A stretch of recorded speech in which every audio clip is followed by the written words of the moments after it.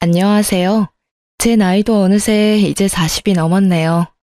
그간 시집에서 겪은 일들 정말 힘들고 길었죠. 이제 그 얘기를 여러분들에게 들려드리고자 합니다. 남편과 저는 취미 활동을 하는 온라인 카페에서 알게 되었고, 그 오프라인 모임에서 처음 얼굴을 보게 되었답니다. 남편이 먼저 제게 적극적으로 다가왔고, 저도 싫지 않았어요. 남편의 성격은 호방하고 놀기도 좋아하며 재주도 많은 사람이었죠. 기타를 잘 다루고 노래도 잘했답니다. 음악을 좋아하는 저는 남편의 그런 점이 참 마음에 들었어요. 그런데 아무리 좋아도 싫은 조건이 있더군요. 남편은 세상 여자들이 모두 기피한다는 홀어머니의 외아들이었어요. 그것도 위로 누나가 셋이나 있는 사람이었죠. 누나들이 모두 잘 나가는 커리어 우먼들이라지요. 시아버지는 남편이 중학교 때 돌아가셨다고 들었어요. 가정에 그다지 관심이 없는 분이었고 술과 담배 그리고 여흥을 좋아하셨던 분이라고 하더군요. 재계에서 알아주는 사람이었지만 막판에는 결국 파산을 하셨다고 했어요. 그래서 시어머니가 이를 악물고 돈을 벌었다고 하더군요. 근데 얼마나 악바리로 모으셨는지 남편이 30살쯤 되던 해에는 서울 신촌에 5층짜리 건물을 짓게 되었을 정도로 재산을 모았다는 것이었어요. 시어머니는 게다가 오로지 아들밖에 모르는 사람이라죠. 시어머니가 38세에 낳은 아들이라 얼마나 귀엽게만 키웠을지 짐작이 가더군요. 연애한 지 1년 만에 결혼 이야기가 나왔지만 선뜻 결정이 안 섰어요. 우리가 결혼할 때쯤 시어머니의 나이는 이미 70이 가까웠죠. 비교적 늦게 며느리를 맡게 된 시집에서는 며느리가 어머니를 모시며 같이 살 것을 기정사실화하고 있더라고요. 남편도 그랬고요. 정말 발이 안 떨어지더군요. 제일 걱정거리는 아버지가 일찍 돌아가셨기에 남자가 가정에서 해야 하는 역할에 대한 롤모델이 없다는 것이었어요. 저희 친정은 부유하지는 않지만 단란한 집안이었어요. 아버지가 반듯하시고 엄마도 자애로우셨죠. 그러니까 각자가 가정에서 맡아야 할 역할을 모두 잘하는 그런 집안이었어요. 이런 친정에서 살다가 남편의 적극적인 구애로 영 다른 환경으로 시집을 가게 된 저. 이제 저의 그 험난한 시집살이를 여러분께 낱낱이 들려드릴게요. 시어머니 소유 5층 건물에는 다양한 상가가 입주해 있었는데 그 중에 1층에서 시어머니가 식당을 크게 하고 있었어요. 건물 5층에는 살림집과 사무실이 함께 있었는데 남편이 그 사무실을 차지하고 사업을 하고 있었고요. 시집살이 며칠 만에 벌써 제 심기가 불편한 일이 벌어졌죠. 너는 참 살림을 잘하는구나. 우리 딸들은 영 살림하고는 거리가 멀어. 하긴 걔들이야 공부만 했으니까. 나도 일하면서도 딸들 일 안 시켰어. 참 묘한 뉘앙스가 풍기는 시어머니의 말이었어요. 그러니까 우리 엄마는 저를 살림에 부려먹었다는 건가요? 그리고 시누이들은 공부만 했고 저는 일만 했다는 말로도 들리더라고요. 저도 대학을 나온 사람이었어요. 그냥 살림 참 잘하는구나 까지만 했으면 얼마나 좋았겠어요. 이 말은 저에 대한 말일 뿐만 아니라 우리 부모님에 대한 말이기도 했죠. 기분이 참 나빴답니다. 한마디 할 수밖에 없었죠. 어머니, 저도 친정에서는 손에 물 안 묻히고 공부만 하던 사람이에요. 저희 어머니도 일을 하셨지만 저희들 일 안 시키셨고요. 그렇지만 저희 집에서는 아버지도 가끔 우리 남매가 좋아하는 별식을 만들어 주시기도 하세요. 다들 기초적인 집안일 정도는 엄마가 아니더라도 할 수 있게끔 키워주셨어요. 제 말대꾸가 불만인지 시어머니가 꿍얼꿍얼 거리더군요. 시집 온 지 며칠 만에 기분이 제대로 상한 저는 퇴근한 남편을 붙잡고 어머니가 이러저러한 말씀을 하시더라 기분이 좋지 않았다 라고 말을 했죠. 하지만 남편은 그게 무슨 문제인지 모르겠다는 듯 어리둥절하다가 그저 웃고 말더라고요. 그리고 시아버지가 남편이 중학교 때 돌아가셨기에 가장의 역할이 뭔지 알지 못할 거라는 저의 걱정은 그대로 들어맞고 있었어요. 남편은 가정이 어떻게 돌아가고 있는지 관심이 1도 없더라고요. 철저히 공과 사를 구별하는 사람이었고 절대적으로 공을 앞세우는 사람이었죠. 회사 일 밖에는 모든 일이 안중에 없더라고요. 남들은 제가 시어머니가 건물주인 부잣집으로 시집을 갔다고 부러워했죠. 하지만 건물 한 채가 아니라 10채가 있으면 뭘 하나요? 시어머니는 정말 돈을 안 쓰는 구두쇠 중에 구두쇠였답니다. 아주 기초적인 생활비만 주곤 했어요. 제 용돈 같은 것을 따로 기대할 수도 없었죠. 그래서 저는 남들이 부러워하는 부잣집으로 시집가서 돈은 쪼개고 쪼개서 써야만 했답니다.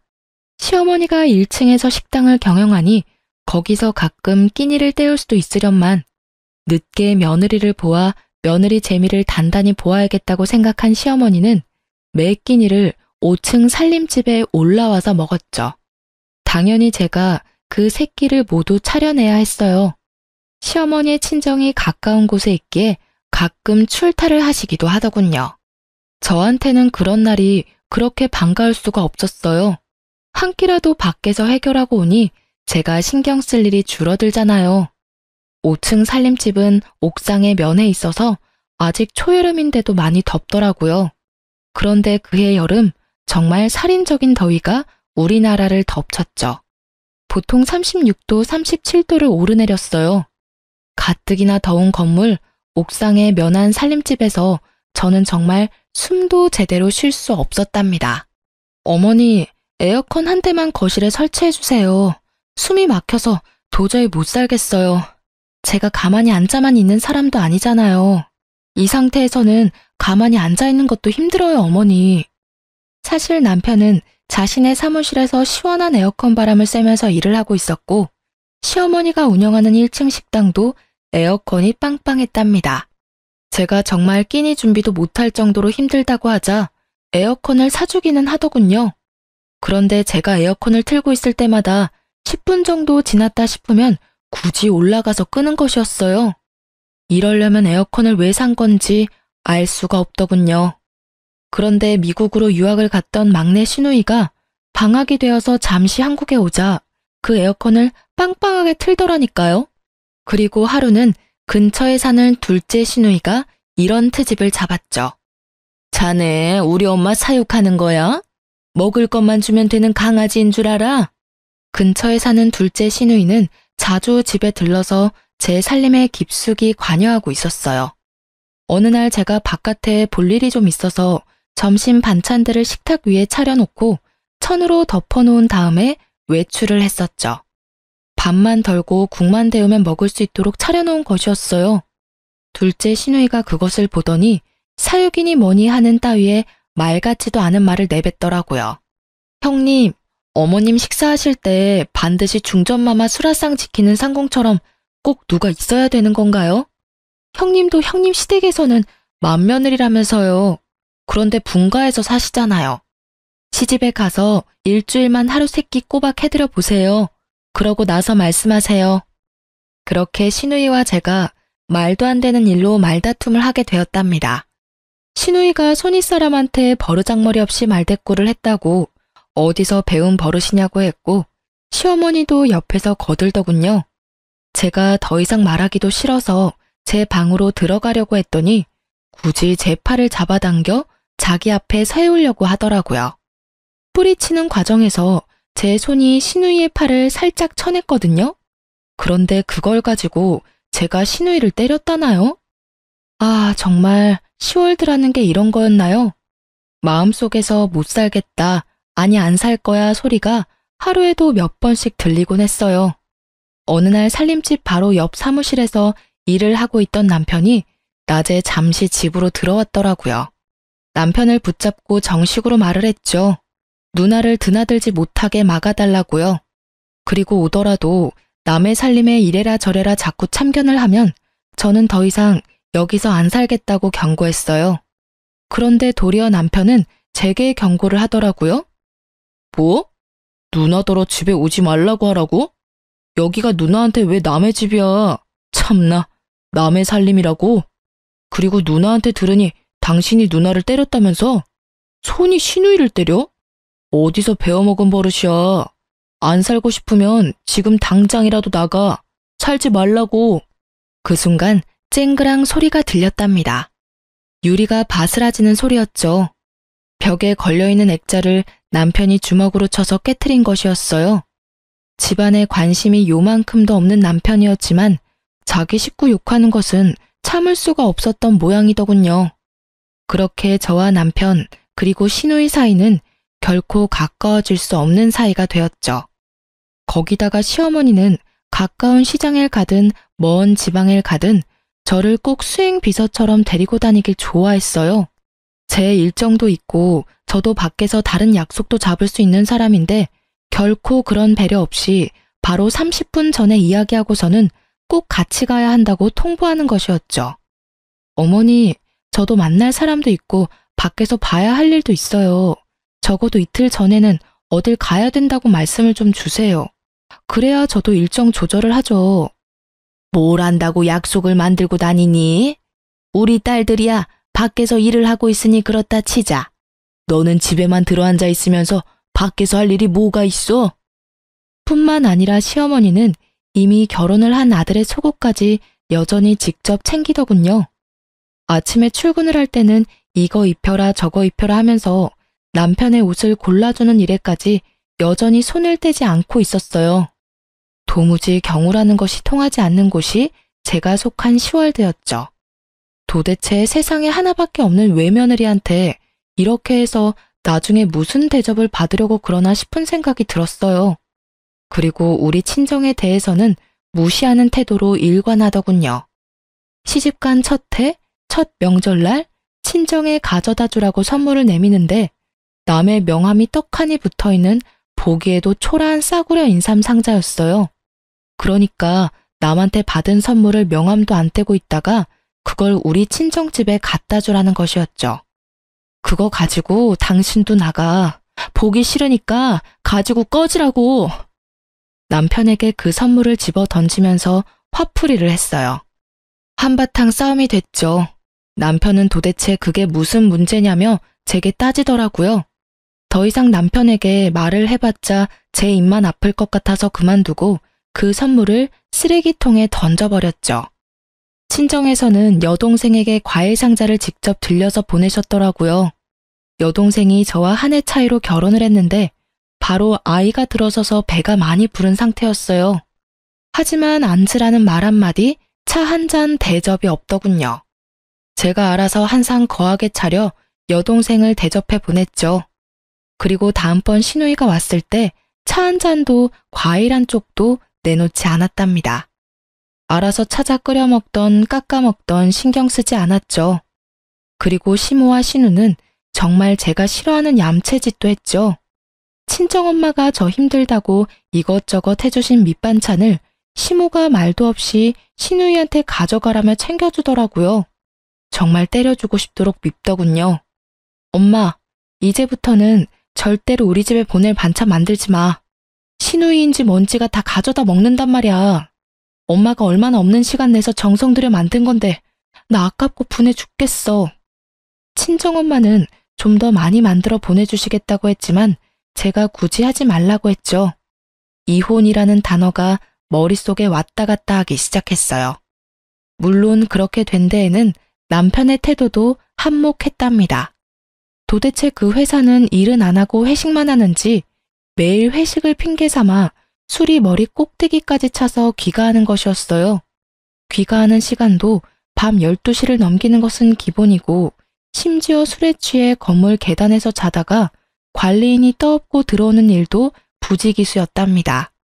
건물에 입주해 있는 상가 상인들이 남편에 대해서 알코올 중독자니 뭐니 하는 소리들을 입에 담고 있었죠. 그런데 남편에게는 그런 소리도 들리지 않는 것 같았죠. 정말 남 보기에도 창피했어요. 그런 남편에게 정말 정식으로 제 입장을 이야기해야겠다고 생각하고 오늘은 제발 일찍 들어오라고 부탁했죠. 밤 10시에 귀가했더라고요. 이 시간이면 정말 남편으로서는 이른 귀가 시간이었답니다. 나 더 이상 못 살겠어. 나는 시어머니 모시려고 결혼한 것도 아니고 따로 살고 있는 시누이한테 살림 간섭 받을 이유도 없어. 이러려면 돈 주고 말 잘 듣는 파출부나 가정부를 부르면 될 일이었잖아. 우리 당분간 따로 있자. 나 친정에 가 있을게. 당신은 결혼이라는 것의 의미도 모르고 가정에서 남자가 어때야 하는지도 전혀 모르는 것 같아. 그저 어머니만 떠넘겨놓고 결혼하기 전하고 전혀 다를 바 없이 사는 게 당신한텐 결혼 생활이야? 돌아가신 아버님 걸으신 길 당신이 똑같이 걷지 마. 그리고 저는 필요한 짐들을 챙겨서 친정으로 가버렸답니다. 친정으로 간 지 열흘이 됐는데도 새끼를 꼬박 부려먹던 시어머니가 굶어 돌아가셨다는 소식은 들리지 않더군요. 그리고 수행비서가 없이도 잘도 돌아다니는 것 같았어요. 친정에서 간 지 12일째 되는 날 남편이 찾아왔더군요. 저는 제 입장을 조금 더 구체적으로 정리해서 말했죠. 분명히 말했지만 이대로는 안 살아. 이혼하든가 아니면 분가해. 둘 중에 하나 선택은 자기 자유야. 분가하면 당연히 집은 시집에서 해줘야 하는 거고 알아서 판단하고 연락 줘. 며칠 후에 남편이 다시 저를 찾아왔더군요. 거참 어쨌든 돈은 많은 집안인가 봐요. 지금 있는 건물에서 차로 약 1시간 정도 떨어진 곳에 시어머니가 사놓은 아파트 한 채가 있다는 것이었어요.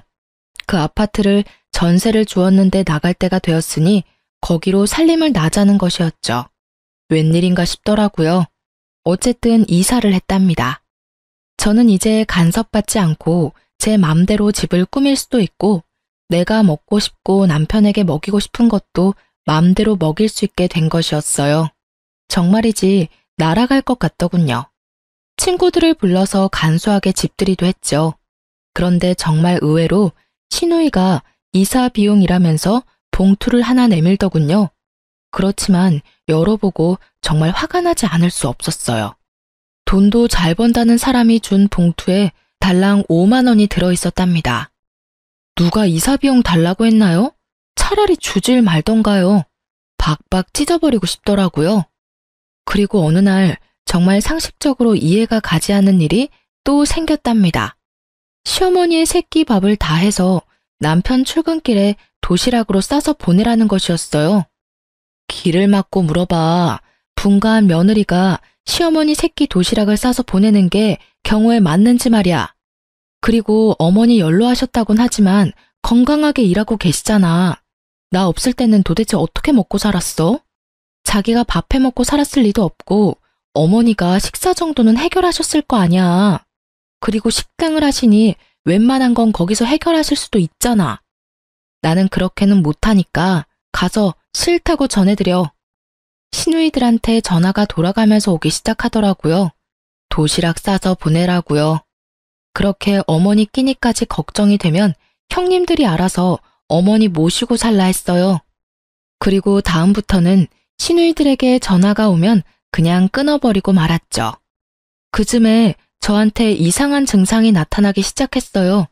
시집까지 차로 딱 1시간 거리인데 갔다 오면 마치 부산 정도 거리에 갔다 온 것처럼 피곤하고 머리가 깨지는 것 같이 아팠답니다. 뇌파 검사를 비롯해서 별별 검사를 다 받아보았지만 뇌 쪽에는 이상이 없다는 것이었어요. 그런데도 두통이 한번 시작되면 견딜 수가 없이 아팠죠. 그리고 살이 정신없이 빠지기 시작하더라고요. 친정엄마가 보약을 지어오기도 하셨어요. 그런데 10번째쯤 뇌 검사를 받기 위해서 갔던 곳에서 갑상선에 문제가 있을 것이라고 진단을 하더군요. 검사를 해보니 아니나 다를까 갑상선 기능 항진증이라고 하는 것이었어요. 모든 신진대사가 보통 사람보다 너무 원활하게 이루어진다는 것이었죠. 그러니까 조금만 움직여도 피곤하고 살도 빠진다는 것이었어요. 모든 신진대사가 보통 사람보다 너무 원활하게 이루어진다는 것이었죠. 그러니까 조금만 움직여도 피곤하고 살도 빠진다는 것이었어요. 이런 와중에 시집에서는 이제 분가까지 시켜주었으니 빨리 손주를 보여달라고 성화를 하기 시작했어요. 외아들이니 아들을 낳아야 한다나요? 그런데 갑상선 약을 먹으면서 임신을 한다는 것이 정말 찜찜하고 의사도 권하지 않는 일이었어요. 산모에게는 신부전도 나타나고 또 태아에게는 발육부진, 조산, 사산의 위험도 크다고 하더군요. 에휴, 내 친구들이 나 들으라고 하는 소리인지 손주 자랑들을 해대는데 이건 뭐 며느리가 비실거리니 손주를 볼 수가 있어야 말이지. 아이고, 내 팔자야. 늦게 본 아들이라 손주 좀 빨리 보고 싶어서 분가를 시켰는데 뭐? 무슨 병이라고? 어머니, 엄마가 마음도 몸도 건강해야 태아도 건강한 거죠. 엄마의 몸 상태나 마음 상태가 이런데 어떻게 당장 아이를 갖겠어요? 조금만 기다려 주세요. 하지만 제가 아프고 싶어서 아픈 것도 아니고 산모나 태아에게 그렇게 위험하다잖아요. 그래서 피임을 하고 약 1년을 치료를 받고는 이제는 임신도 생각해보라는 의사의 진단을 받게 되었답니다. 이제 저는 아이를 갖기 위해 노력했죠. 그런데 하늘을 봐야 별을 따죠. 이사했다고 해서 제 버릇 개 주겠어요? 아마 그런 버릇은 개도 안 받을 것 같더라고요. 역시 새벽 귀가나 아니면 아예 시집 건물에서 자고 바로 출근하는 일이 허다했어요. 자고 바로 옆 사무실로 출근을 해버리면 되니까요. 이사를 하던 해 여름이 끝나갈 무렵 태풍이 몰려오면서 많은 비를 뿌렸답니다. 우리가 사는 아파트 근처에 하천이 범람할 것이라고 대피를 준비하라는 안내방송이 밤새 계속되었고 뉴스 자막에도 하천에 범람 위험이 있다며 알려주더라고요. 하지만 남편놈은 저 혼자 집에 있는 걸 알면서도 전화 한 통 없더군요. 그렇게 위험한 상황이 지나고 난 후 저는 아예 도어락 비밀번호를 바꿔버렸어요. 그리고 아무리 문을 두드려도 열어주지 않았죠. 이런 상황인데 손주를 빨리 내놓으라니 도대체 황당하기 이를 데가 없었답니다. 정말 잘못한 걸 알아서 그러는지 아닌지 모르겠지만 잘못했다고 싹싹 빌기에 이번에만 용서해주기로 하고 문을 열어주었죠. 평생 함께 안 살 거라면 모르지만 살 거라면 이제 아이 가질 생각도 해야 된다는 것을 알아듣게 설명했어요. 알아들었는지 어쨌는지 귀가 시간이 약간 당겨졌고 그로부터 약 5개월 후에 임신을 했다는 진단을 받을 수 있었답니다. 간간히 들리던 그 도시락을 안 싸보내는 것에 대한 불만도 쏙 들어갔죠. 아이를 가지니 시집에서 저를 대하는 대접이 조금은 나아지더라고요. 그날도 사고를 고아놓았으니 가져다 먹으라는 연락을 받고 시집으로 갔죠. 시어머니와 찻잔을 마주하고 앉아서 얘기를 나누고 있었어요. 돌아가신 시아버지의 형제분으로 작은 아버지가 있었지만 그 댁에도 딸만 넷이었어요. 시어머니는 아이는 꼭 아들이어야 한다고 여러 번 강조하더군요. 참나, 그게 어디 제 마음대로 되나요? 그리고 저는 예쁜 딸이 더 좋겠다는 생각을 하고 있었답니다. 물론 시어머니에게 말은 안 했지만요. 그런데 대화 끝에 시어머니가 갑자기 좀 엉뚱한 말을 하는 것이었어요. 예, 네 시아버지 들어오실 시간 됐다. 갈비찜 좋아하신다. 얼른 좀 장만해라. 아이고, 시간이 벌써 이렇게 됐구나. 그런 건 좀 미리미리 챙겼어야지. 곧 들어오실 텐데 시간이 없지 않니? 어머니, 무슨 말씀이세요? 아버님 돌아가신 지가 거의 20년이 되어 오는데 무슨 갈비찜을 장만해요. 어머니 갑자기 왜 이러세요? 느낌이 정말 이상했어요. 그런데 시어머니가 그날은 곧 정신을 수습하더라고요. 한숨 놓았지만 다음번에 시집에 갔을 때 들은 얘기는 정말 절망적이었죠. 내 친구들하고 한강에 물놀이를 갔는데 글쎄 저쪽에서 네 남편이 둥둥 떠내려오지 않겠니? 그래서 내가 얼른 뛰어들어가서 건졌다. 갑자기 정신이 번쩍 들더라니까요. 남편에게 상황을 이야기하고는 바로 어머니를 병원에 데려가 뇌 MRI를 찍어야 했어요. 미리 조금은 예상하고 있었지만 막상 치매 진단이 나오자 가슴이 덜컥 내려앉더군요. 시누이들에게도 물론 이 소식을 다 전했죠. 말하는 것만 들을 때는 세상에서 제일 효녀들인 새 시누이가 또 시끄러워지기 시작했어요. 빨리 저희더러 다시 합가를 하라는 것이었죠. 그렇지만 몸이 무거운 상태이고 출산이 임박해 있었어요. 아이가 태어나면 육아 문제까지 겹치니 어머니를 당분간 병원에 모시자고 했죠. 자식도 없는 할머니처럼 왜 병원에 모시냐며 또 한바탕 난리가 났답니다. 첫 아이라 그런지 배도 많이 부르고 제 한 몸 움직이기도 힘들었어요. 그런 사람이 합가를 해서 무슨 일을 할 수 있단 말인가요? 그래서 결국은 제가 출산을 하고 아이가 어느 정도 자랄 때까지만 시어머니 옆에 사람을 두기로 결정을 하고 까다롭게 골라서 아주머니 한 사람을 붙여두었죠. 첫 아이라서 어느 정도 난산을 겪었지만 아이는 건강하게 태어났고 아들이었어요. 아이가 돌이 될 때까지 제 품에서 떼어놓지 않고 키웠죠. 시어머니의 증세는 정말 빠르게 악화되고 있었어요. 딸들 셋을 알아보시기는 했지만 누가 맏인지 누가 막내인지 헷갈리는 것 같았죠. 남편만 정확히 알아보았답니다.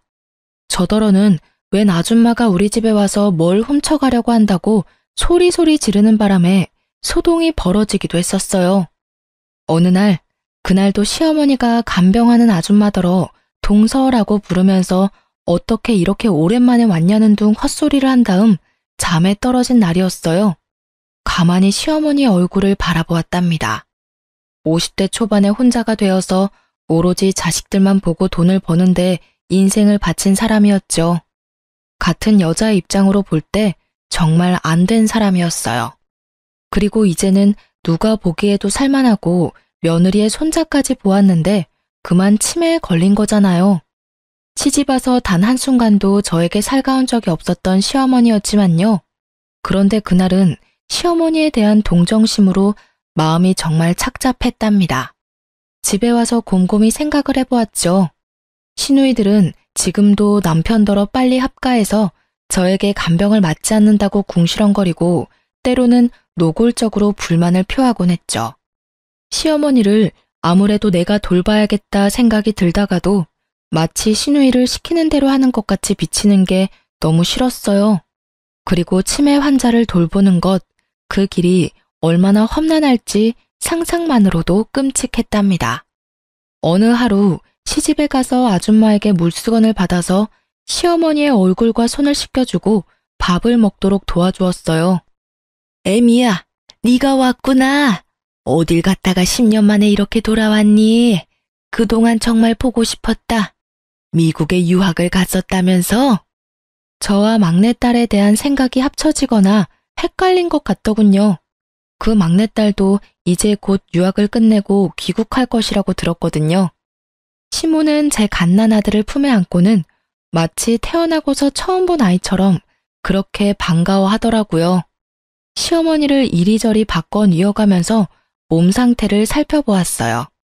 고용된 간병인이 아무리 잘 돌봐준다고는 하지만 역시 남은 남이더라고요.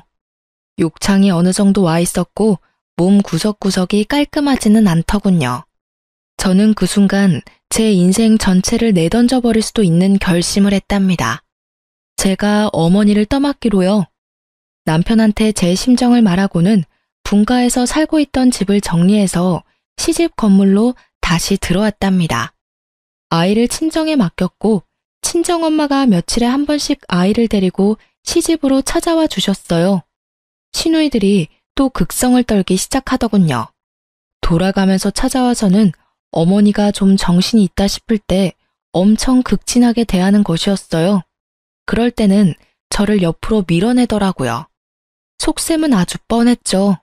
어머니가 정신이 있을 때 어떻게든 상속에 대하여 자신들에게 유리하게 해놓으려는 것이었어요. 그리고 어머니가 영 정신이 없다 싶으면 또 저에게 이것저것 트집을 잡아 잔소리를 하는 거였죠. 그렇게 마음에 안 들면 형님이 모셔가세요. 나 안 말려요. 지금 모셔가실래요? 큰형님이 먼저 모셔가시겠어요? 저는 실제로 주섬주섬 시어머니의 짐을 쌌어요. 큰 시누이가 와서 하도 이건 이래라 저건 저래라 잔소리를 하기에 한번 해본 짓이었답니다. 큰 시누이가 예상대로 자신은 밖에서 일을 하는 사람이라 간병이 절대 불가능하다며 손사래를 치는 것이었죠. 돈 잘 버니 모셔다가 간병인이라도 붙여놓고 저한테 하듯 감시 감독을 하면 되지 않겠느냐고 했어요. 슬그머니 내빼더군요. 물론 시누이들이 제가 모셔야 한다고 고집을 세우기는 했지만 시누이들의 의견을 따른 것이 아니라 제 스스로 결정한 일이었어요. 그런데 스스로 결정하고 각오를 단단히 했지만 정말 쉬운 일이 아니더라고요. 네가 나 몰래 살던 아파트 다 팔아먹었다면서? 그것도 모자라서 이 집 재산 다 빼돌리려고 도로 들어왔지? 내가 네 속셈 모를 줄 아니? 인연, 어서 도로 나가거라. 시어머니는 이런 말도 자주 입에 담았어요. 그리고 근처에 있는 물건을 갑자기 집어던지기도 했죠. 한 번은 고지서를 담는 작은 목함을 던져 얼굴에 정통으로 맞는 바람에 이마가 찢어지기도 했어요. 시어머니의 상태는 점점 나빠져서 결국은 자신이 할 수 있는 일이 거의 없는 지경에 이르렀죠. 저는 그야말로 시어머니의 손과 발이 되어야 했어요. 그리고 가장 걱정하던 문제가 터졌죠. 이제 배변도 자신의 의지로 조절하지 못하게 된 것이었죠. 배변 문제를 처리하는 것이 너무나 힘이 들었던 저는 시누이들이 올 때마다 손에 들고 오는 먹을 것은 모두 빼앗아서 치워버렸어요. 형님들이 어머니 화장실 문제 한번 도와드려 봤어요? 먹을 것 가지고 오지 마세요. 새끼만 건강하고 적당하게 드릴 테니까 그리 아시고요. 불만 있으면 지금이라도 모셔가시고요. 그렇게 치매 환자의 손과 발이 되어 살던 중 제 몸에 무리가 갔나 봐요. 어깨와 허리가 무너지듯 아프면서 도저히 평상시처럼 움직이질 못하겠는 거예요. 그래서 할 수 없이 간병인을 불렀죠. 그런데 치매 환자가 남과 식구는 어찌나 잘 구별을 하는지 간병인이 뭘 도와주려고 하면 강력하게 거부하고 가져다 주는 밥도 먹지 않는 것이었죠. 저는 거동을 하기가 어렵고 간병인은 거부하고 할 수 없이 시누이들이 당분간 돌아가면서 어머니를 맡기로 의논이 되었던 모양이더군요. 우리 집에서도 아무것도 안 드셔. 집에 가겠다고 자꾸 떼를 쓰신다고. 둘째네 집으로 한번 보내드려 봐야겠어. 둘째 시누이네 집에서도 막내 시누이네 집에서도 시어머니는 한 달을 넘기지 못했어요. 결국은 집으로 다시 돌아왔죠. 제가 온몸에 파스를 덕지덕지 붙이고 다시 시어머니를 돌보기 시작했어요. 정말 제가 전생에 죄를 많이 지었나 보다 생각이 될 정도로 힘든 나날이 흘러갔어요. 그러던 어느 날 어머니가 바깥 나들이를 하고 싶다고 하더라고요. 치매 환자를 데리고 바깥 나들이를 하는 일, 그것도 쉽지 않은 일이었죠. 어쨌든 옷을 제대로 입혀주고 휠체어에 태워서 밖으로 데리고 나갔어요. 나가보니 저 역시 너무나 오랫동안 실내에 갇혀 살았다는 생각이 들더군요. 어머니, 오늘은 날씨가 참 좋죠? 저도 정말 오랜만에 나오네요. 어머니도 나오니까 좋으시죠? 휠체어에 시어머니를 태우고 멀리 가지는 못했지만 동네 곳곳을 돌아보았답니다. 시어머니는 밖에 나가더니 무슨 생각에서인지 동네에 있는 한 가게로 한사코 가자는 것이었어요. 거기서 아이들이나 먹는 군것질거리들을 한아름 사더군요. 군것질거리들도 모두 불량식품이라고 기피하는 것들이 대부분이었고요. 그렇게 많이 군것질거리들을 사더니 몇 개만 빼고는 모두 제게 건네주더군요. 이거 네 시누이들 오면 주지 말고 너만 먹어라. 이거 아주 비싸고 맛있는 거야. 네 남편도 주지 말고 너만 숨겨놓고 먹어. 갑자기 눈물이 핑 돌았답니다. 치매 환자가 정신이 없는 상태에서 한 말이었지만 시어머니가 제게 해준 가장 살가운 말이었어요. 알았어요, 어머니. 숨겨놓고 저만 먹을게요. 어머니 것도 여기 따로 챙겨놓을 테니 아무도 주지 마시고 어머니만 드세요. 시어머니가 아이처럼 좋아하더군요. 그리고 상태는 점점 안 좋아지고 있었지만 일주일에 한 번 정도 친정엄마가 데리고 오는 손자는 정확하게 알아보았답니다. 그리고 제 아이를 보면 거의 울먹이면서 반가워하곤 했죠. 어느새 시어머니는 제게 조금씩 살가워지고 있었고 저는 시간이 갈수록 나빠지는 시어머니 상태에 동정심을 지나서 마치 우리 엄마가 어디가 아픈 듯 마음 한구석이 아파오기 시작했답니다. 남편 없이 오로지 자식들만 보고 악착같이 돈을 벌며 살았던 어머니였지만 자식들은 정말 아무 소용이 없더군요. 하루 24시간을 꼬박 같이 어머니에게 매여서 제 생활은 없었어요. 남편놈은 여전히 예전과 똑같이 어머니만 저한테 맡겨놓은 채 아들로도 남편으로도 그리고 아버지로서도 아무짝에도 쓸모가 없었죠. 그렇게 모진 세월이 흘렀답니다. 시누이들이 자주 들르긴 했지만 오락가락하는 어머니를 붙잡고 이젠 아주 노골적으로 상속에 대한 이야기를 입에 담더군요. 상속 문제에 대해서는 남편도 적극적으로 끼어들었죠. 제 눈에는 모두 아무짝에도 쓸모없는 사람들로 보였어요. 그런데 시어머니는 그렇게 정신이 없는 와중에도 재산권은 꼭 쥐고 놓지 않았어요. 그렇게 시어머니를 모신 지 9년째가 되던 어느 봄날이었답니다. 시어머니가 갑자기 밖으로 봄놀이를 가자는 것이었어요. 그러면서 옷을 까다롭게 고르기 시작하더라고요. 몇 번을 입었다 벗었다 하면서 마음에 드는 고운 옷을 찾아내어 입혀달라더군요. 어디로 가고 싶은지를 물었더니 시아버지 산소에 가자는 것이었어요. 시아버지의 산소는 서울 근교의 공원 묘지에 있었거든요. 거기까지는 먼 길이었고 꼭 차량이 필요했어요. 남편더러 운전을 해달라고 했더니 회사 일 때문에 시간이 없다면서 차 키만 던져주더군요. 애미야, 네 시아버지가 외로우시단다. 내가 가서 좀 놀아드려야겠다. 애미 너도 네 시아버지 본 적 없지? 같이 놀러 가련? 산소에야 자주 찾아갔었죠. 갑자기 아버님이 보고 싶으신 거예요? 아버님이 꿈에라도 보이시든가요? 한번 외출을 하려면 그 준비 과정부터 장난이 아니었지만 간신히 차에 태워 시아버지 산소로 데려갔죠. 시아버지 산소 앞에서 시어머니가 눈물을 보이더군요. 한동안 아무 말도 없이 눈물을 보이고 있던 시어머니가 말했어요.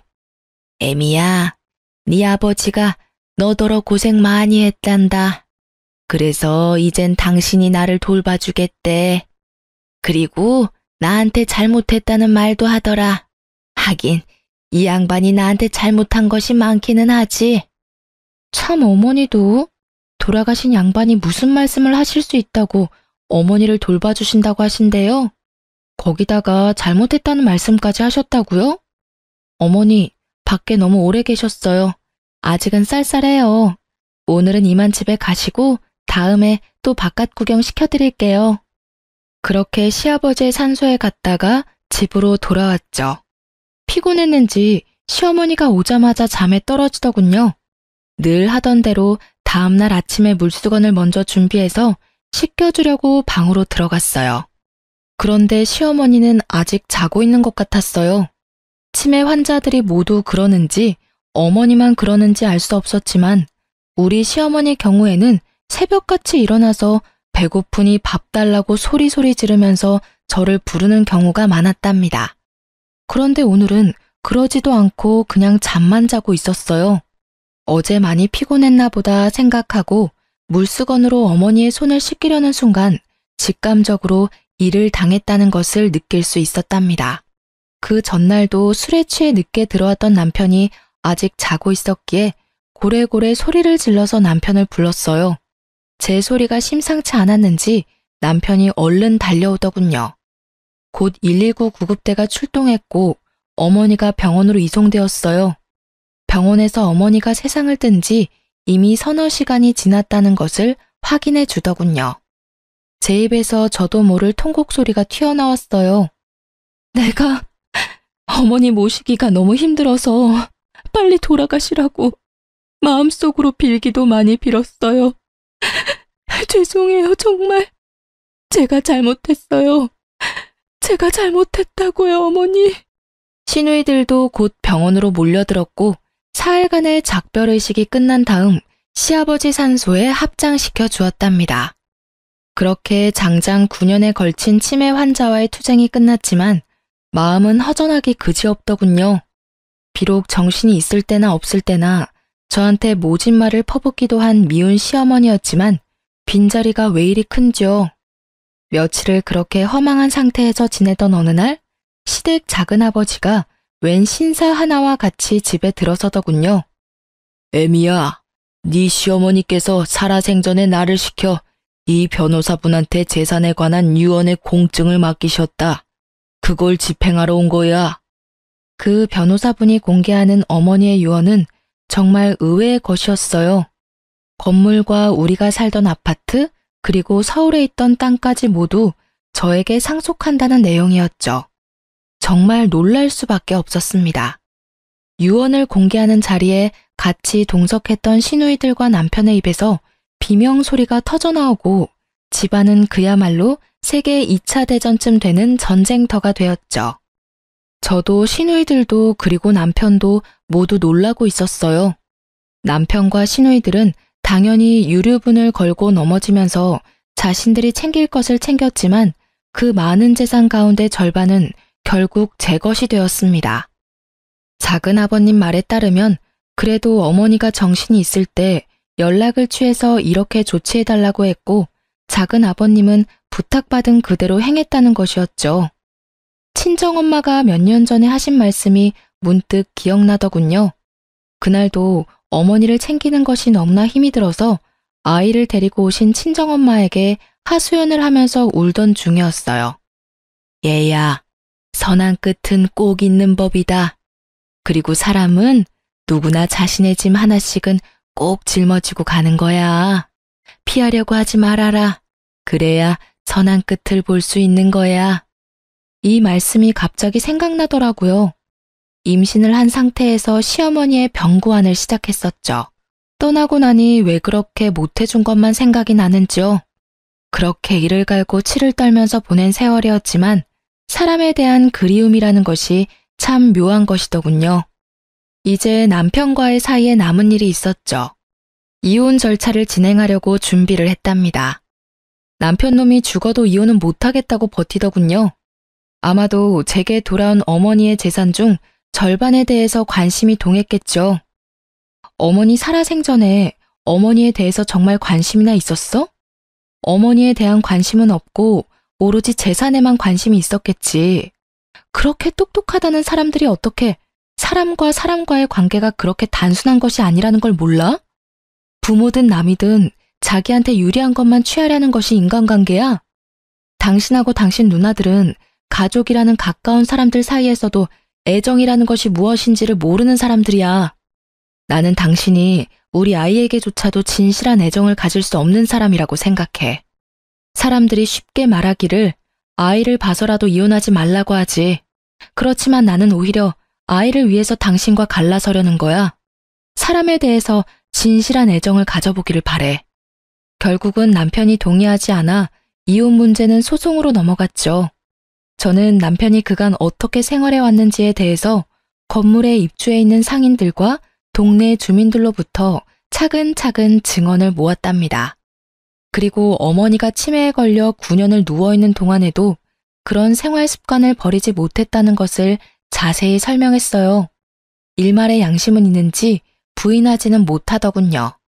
결국 이혼 소송에서 제가 이겼고 이제야말로 제 인생이 처음 길을 잘못 들었던 그 지점으로 다시 돌아간 것 같았답니다.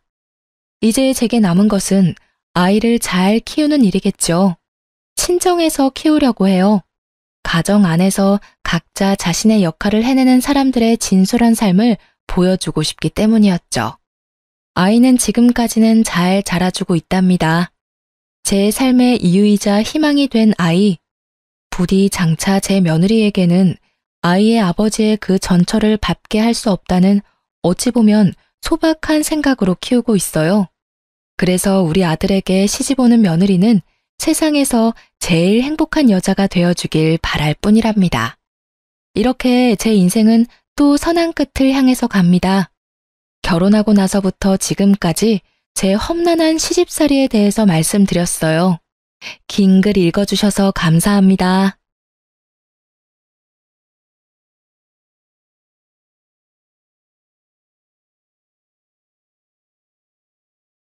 안녕하세요.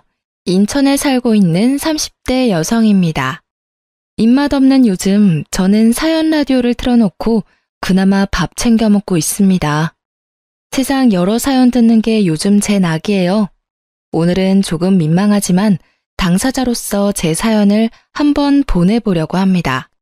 그동안 제가 잘못한 것도 아닌데 이혼했다고 손가락질이라도 받을까봐 꽁꽁 숨어 있었는데요. 저도 한 번쯤 세상에 나와 위로를 받고 싶어서 이렇게 용기 내 보았습니다.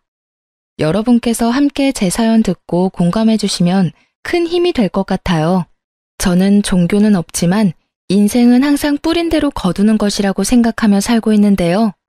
좋은 걸 뿌린 사람은 좋은 걸 거두겠지만 나쁜 걸 뿌린 이는 나쁜 것밖에 못 가진다 생각해요. 어렸을 때 저는 전형적인 모범생이었어요. 불의를 못 참는 성격에 노는 애들이 약자를 괴롭히면 그게 그렇게 화가 나더군요. 나서서 바른 말하고 한번 그들의 표적이 되자 그것을 시작으로 집중적으로 괴롭힘을 많이 당했습니다. 하지만 그 괴롭힘에도 아랑곳하지 않고 어떻게 알아서 잘 버텼던 것 같아요. 그때 저와 다른 친구들 괴롭혔던 애들 중 지금 잘 먹고 잘 사는 애들은 못 본 것 같아요. 나쁜 것만 주구장창 뿌려댔으니 앞으로도 잘 될 일이 없다고 생각해요. 제가 어른이 되면 그런 경험은 다신 안 할 줄 알았거든요. 그런데 결혼하고 시댁에서도 괴롭힘 아닌 괴롭힘을 당했습니다. 그때 저는 처음으로 사람이 나이를 먹는다고 무조건 다 어른이 되는 건 아니구나 싶었어요. 당연히 결혼 전에는 시가 사람들 아무런 문제 없어 보였습니다. 처음 인사드리러 갔을 때도 상견례 때에도 그저 식구들이 많이 과묵하다고 생각했습니다. 하지만 결혼 후 실체를 알게 되니 그건 과묵했던 게 아니라 입 열면 본인들 손해라서 조용했던 거라 생각이 들더라고요. 저도 결혼하고 나면 적어도 남들만큼 평범하고 무난하게 살 수 있을 줄 알았어요. 그런데 하고 보니 결혼은 정말 미친 짓이구나 싶었죠. 저와 남편은 가까운 지인의 소개로 만났습니다. 사람이 만나보니 모난 구석 없고 참 괜찮더군요. 저희는 처음부터 서로에게 호감을 가졌고 이후에는 결혼 전제로 연애를 시작했습니다. 남편은 저와 비슷한 집안 수준이었고 또 벌이가 비슷했습니다. 저희 둘 다 대기업을 다니는 인재는 아니었지만 각자 나름 열심히 중소회사를 다니고 있었죠. 왜 결혼은 비슷한 사람끼리 하는 거라잖아요. 저는 남편과 조건도 잘 맞지만 서로 결이 비슷하다고 생각했습니다. 하지만 딸아이를 출산을 하고 난 후 제가 대단히 착각하고 있었다는 걸 깨달았어요. 제가 출산하고 얼마 안 돼서 시가에 갔을 때 일입니다. 조리원에 들어갔다가 나오는 날에 가장 먼저 인사드리러 갔어요. 남편이 말하길 며느리 애 낳느라 고생했다고 시모가 새벽부터 열심히 미역국 한 솥을 진하게 끓이셨다 했죠. 하지만 오랜만에 마주한 시모의 표정은 제가 생각했던 것과는 달랐어요. 신경 쓰일 정도로 한껏 뾰루통해 있더라고요. 저는 처음엔 그게 저를 향한 불만인지 모르고 시모에게 안 좋은 일이라도 있나 싶었어요. 그런데 시모가 다른 사람들은 들리지 않을 만큼 아주 작게 제 근처를 서성이며 말했어요. 딸 낳은 주제에 어디 어깨를 펴고 들어와? 나 같으면 죄스러워서 그렇게 못해. 어휴, 개집 낳고 시모가 끓인 미역국을 먹고 싶을까? 아니 돼지고기도 아까운데 어디 소고기를 먹을 생각을 해? 양심이 있으면 그렇게는 못하지. 시모와 가까이 있었던 탓에 한 글자도 빠짐없이 잘 들었어요. 저는 일부러 못 들은 척 다시 되물었어요. 어머님, 방금 뭐라고 하셨어요? 제가 잘못 들었나 해서요. 내가 뭘? 난 아무 말도 안 했다. 방금 분명히 제가 들었는데요. 뭔 소리 하는지 통 모르겠네. 국은 내가 담을 테니 넌 얼른 밥이나 퍼라. 시침이 떼더니 얼버무리더라고요. 분명 저 들으라고 일부러 한 말 같은데 시모가 안 했다고 하니 어이가 없었어요. 지금이 어떤 시대인데 출산한 지 얼마 안 된 며느리 불러놓고 그런 말을 하나 싶었죠. 시모의 구시대적 생각에 저는 잔뜩 빈정이 상해서 밥도 깨작거렸습니다. 모욕감에 밥도 목구멍으로 안 넘어가더군요. 그때 영문을 모르는 남편은 제가 밥을 제대로 못 먹는 게 신경이 쓰였나 봐요. 남편이 왜 못 먹냐고 저를 챙기자 그 순간 시모의 눈빛이 찌릿하는 걸 느꼈어요. 시모는 째려보는 걸로도 모자라 참지 못하고 제게 쏘아붙였어요. 예, 넌 늙은 시엠이 고생해가며 밥 차려놨더니 어디 감히 밥상머리에서 밥을 깨작거리냐? 너 때문에 괜히 내 아들까지 밥 못 먹고 있잖냐? 아니 세상 천지 쓸모없는 계집 낳아놓고 어떻게 밥상머리 복 나가는 행동까지 하는 거야? 으이그, 내가 정을 붙일래도 붙일 수가 없다. 시모가 아주 얄밉게 제게 독설을 하자 남편은 기함을 하며 시모에게 대들었습니다. 엄마, 아니 그런 말이 어딨어요. 쓸모없는 계집이요? 설마 엄마 지금 우리 수진이 말하는 거예요? 끼어들지 마라. 네가 끼어들 타이밍 아니여. 끼어들지 말라뇨. 엄마가 지금 이 사람이랑 수진이한테 그런 식으로 말하는데 내가 끼어들 일이죠. 엄마 설마 진심이에요? 나 잘못 들은 거 아니지? 남편은 입을 꾹 다물어버린 시모를 보고 더욱 펄펄 뛰었습니다. 아니 엄마, 손녀딸을 그렇게 말하고 싶어? 그리고 이 사람 출산한 지 얼마 되지도 않았는데 어떻게 그런 막말을 해요? 여보, 그만해. 나 괜찮아. 저는 점점 목소리가 커지는 남편을 보고 당황해서 남편을 말렸습니다. 아니야, 내가 안 괜찮아. 엄마, 이 사람한테 사과하세요. 아, 얼른요. 미안하다. 됐냐? 아니 너 결혼한 지 얼마나 됐다고 벌써부터 지 엄마 나 몰라라 하고 지 마누라 편만 드는 거야? 엄마! 성의 없이 사과하는 시모의 태도에 저는 한 번 더 실망했고 남편은 목소리가 더 커졌습니다. 이윽고 시부는 남편과 시모를 향해 갑자기 숟가락을 내팽겨 쳤어요. 집안 꼴 개판이네. 당신 새 식구한테 왜 그러는 거야? 애 낳았는데 고생했다는 말 없이 말이야. 내가 뭘요? 그리고 너도 참 그렇다. 아무리 화가 나도 그렇지 네 형 식구들까지 다 있는 자리에서 엄마한테 그게 무슨 말버릇이야? 아버지, 지금 엄마가 한 얘기 다 들으셨으면서 엄마 편 드세요? 너 근데 이놈이 어디 아버지한테까지 소리를 질러? 엄마한테는 그래도 되지만 아버지한테는 얼른 사과드려. 싫어. 엄마도 내 마누라한테 함부로 하는데 나도 엄마 남편한테 함부로 하는 거지 뭐. 아니 근데 이게 뭘 잘못 처먹었나? 시모만큼이나 고지식한 시부는 누가 잘못했냐를 떠나서 집안 어른에게 대든다며 저희 남편을 혼냈어요. 잠자코 있던 시숙 내외는 끼어들 수도 없고 말릴 수도 없어서 자리를 피하려고 했죠. 그 순간 제게 정말 좋은 생각이 떠올랐습니다. 저는 잔뜩 화가 나 시부모에게 대드는 남편에게 아주 단호한 목소리로 말했습니다. 그만해 여보.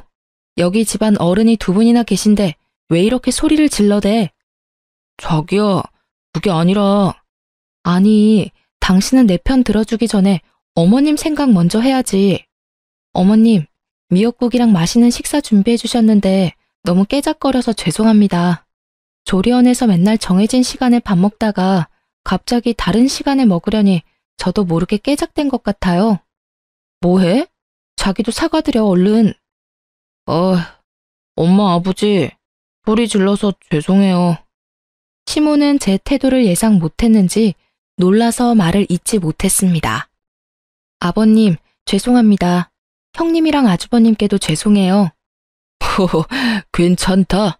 벌써부터 내 아들을 잘 잡고 있구나. 아주 강단 있고 보기 좋다. 시부는 오히려 제게 강단 있다며 칭찬을 했고 시숙 내외는 괜찮다고 사과할 필요 없다 했어요. 거기서 시모 혼자만 당했다는 얼굴로 저를 노려보며 울그락불그락 하더군요. 자기가 생각한 대로 상황이 흘러가지 않아서 시모는 열이 엄청 받아 보였죠. 그래서 저는 한 번 더 시모에게 잘 먹겠다며 말하고 엄청 먹어댔습니다. 남편 미역국까지 싹싹 긁어 먹었어요. 당연히 시모 보라고 일부러 그랬죠. 그러자 남편은 저 잘 먹는다고 너무나 좋아했는데 시모는 정말 못 볼 꼴 본 것처럼 얼굴이 썩어 들어가더군요. 그도 그럴 것이 남편 미역국은 미역 대신 소고기가 한가득이었거든요. 저는 미역국이 아니라 고깃국인 줄 알았습니다. 식사가 끝나고 저는 설거지를 하려는 형님을 말리고 자처해서 혼자 설거지를 했습니다. 형님, 오늘은 제가 다 할게요. 에이, 동서, 무리하지 마.